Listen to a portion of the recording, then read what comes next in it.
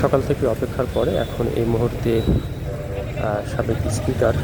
শিরিন শারমিন চৌধুরীকে আদালতের পথে নেওয়া হচ্ছে এবং বিশেষ গাড়ি বহরে করে তাকে আদালতে নেওয়া হচ্ছে এবং বেশ কয়েকটি গাড়ি আমরা দেখতে পাচ্ছি।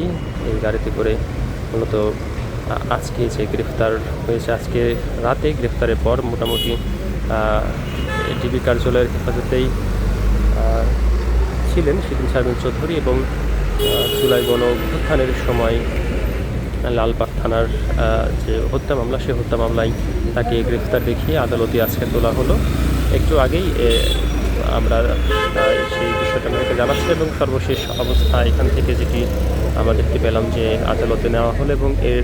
পরবর্তী বিচারিক কার্যক্রমের মাধ্যমে আসলে তার গ্রেপ্তারের ব্যাপারে এবং তার অভিযোগের বিষয়ে, সার্বিক বিষয়ে পরবর্তী আইনি ব্যবস্থার মাধ্যমেই মূলত জানা যাবে সর্বশেষ অবস্থা। এবং আরেকটু যদি জানিয়ে রাখি যে গতকাল ধানমন্ডি নিজ বাড়ি থেকেই তাকে গ্রেফতার করা হয় এবং এই শিরিন শারমিন চৌধুরী